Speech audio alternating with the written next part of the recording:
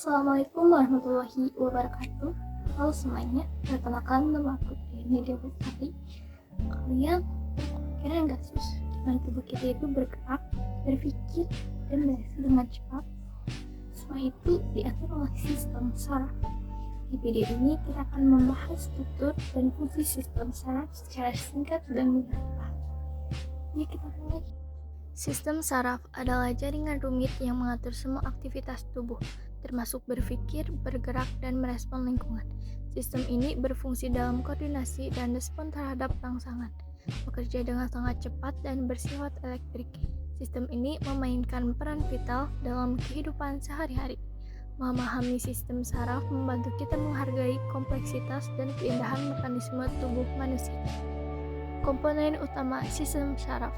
Yang pertama ada neuron sel saraf, yang kedua sistem saraf pusat SSP, dan yang terakhir ada sistem saraf tepi SST. Struktur neuron. Pertama ada badan sel yang mengandung inti sel, sitoplasma, dan organel lain. Yang kedua dendrit yang menerima masukan dari sel lain, dan yang terakhir akson yang mengirimkan impuls listrik dari badan sel ke sel saraf lain. Jenis neuron. Yang pertama ada neuron sensorik, menghantarkan impuls dari reseptor ke sistem saraf pusat. Yang kedua, neuron motorik, mengirim impuls dari sistem saraf ke otot untuk bergerak. Yang ketiga, interneuron, menghubungkan neuron sensorik dengan neuron motorik. Sistem saraf pusat SSP. Sistem ini memiliki peran penting dalam mengatur berbagai fungsi tubuh, termasuk kesadaran, gerak, sensasi, pikiran, ucapan, dan memori. Sistem saraf pusat terdiri dari otak dan sumsum tulang belakang. Sistem saraf tepi SST merupakan bagian dari sistem saraf yang menghubungkan sistem saraf pusat dengan seluruh bagian tubuh, termasuk organ, otot, dan kulit. SST memiliki peran yang sangat penting dalam menghantarkan impuls dari neuron menuju SSP, sehingga tubuh dapat memberikan respon yang tepat terhadap rangsangan. SST terbagi menjadi dua kategori utama, yaitu sistem saraf somatik voluntar dan sistem saraf otonom involuntar. Gerak refleks adalah respon cepat dan spontan terhadap rangsangan, melibatkan neuron sensorik, inneuron, dan neuron motorik.